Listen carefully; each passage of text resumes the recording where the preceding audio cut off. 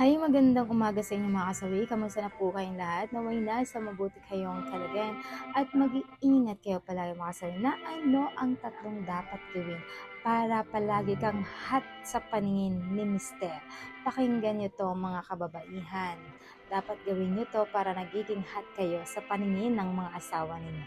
Ang una mga kasawi is mag-ayos. Napaka-importante sa mga kababaihan na nag-aayos tayo sa ating sarili. Hindi porket may asawa ka na, may anak ka na, ay nagpapalusyang ka na. Dapat ay inaalagaan pa rin natin yung ating mga sarili para naman kahit paano ay nagiging maganda pa rin tayo sa paningin ni Mister. Nagiging hot pa rin tayo kay Mister tingnan para naman si Mister ay nananabik pa rin sa atin at hindi nagsasawa. Kasi nga syempre kapag hindi nag-aayos ang mga kababaihan, tayo ay nagpapabaya sa ating sarili, nagiging mabaho ka na, ayan, di ka na naliligo dahil napabayaan mo na yung sarili mo, hindi ka na nagiging kaaya-aya tingnan kay Mister sa kanyang paningin. Siyempre, minsan ay panandidiriang ka na nila. At siyempre, sino ba naman ang lalaki na gustong-gusto kang halikan kung amoy bad breath ka, mabaho yung hininga mo, mabaho yung kilikili mo, mabaho yung tilapia nyo, yung amoy ewan na hindi maintindihan na amoy ayan na amoy bagoong, 'di ba? Dapat kayo ay nagiging malinis sa pangangatawan para naman kayo ay nagiging hot sa paningin ni Mister pagdating dito mga kasal.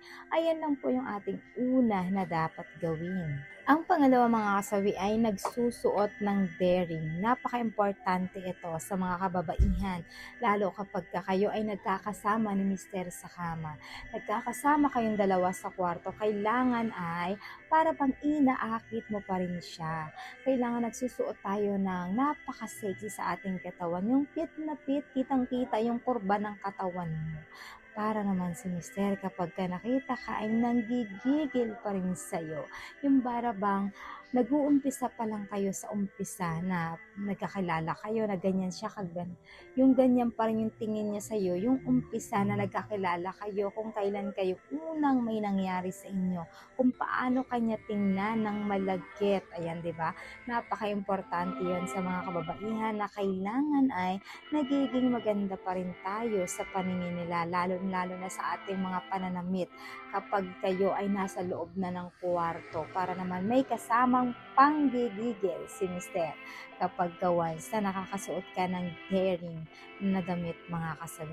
Ayan lang po yung ating pangalawa na dapat gawin. Pangatlo mga kasawi is kausapin mo siya ng dirty talks. Napaka-importante sa mga babaihan na minsan dapat tayo na nag-o-open ng mga ganito, 'di ba?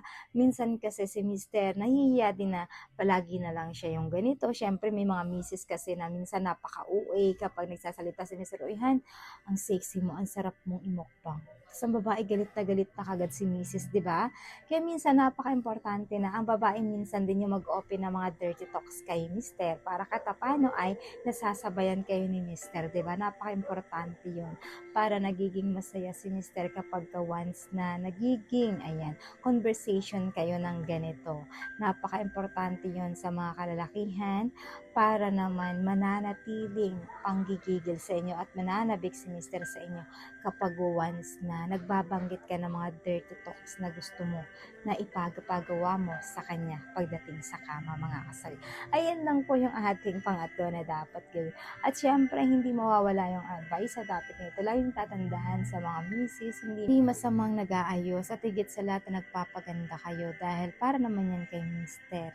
Para naman si Mister ay hindi nagsasawa sa inyong aura look na talagang napakaganda niyang tingnan para naman kahit paano ay parang dalaga-dalaga ka pa rin tingnan sa paningin niya, 'di ba? Napaka-importante 'yon na dapat may kasama pa ring challenge si Mister sa inyo.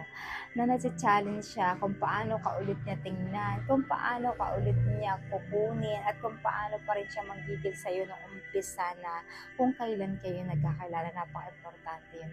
Kaya sa mga misis kailangan mahalaga na nag-aayos kayo, huwag kayong palusyang-lusyang at nagiging malinis kayo sa inyong mga personal hygiene mga kasawi. Napaka-importante yun.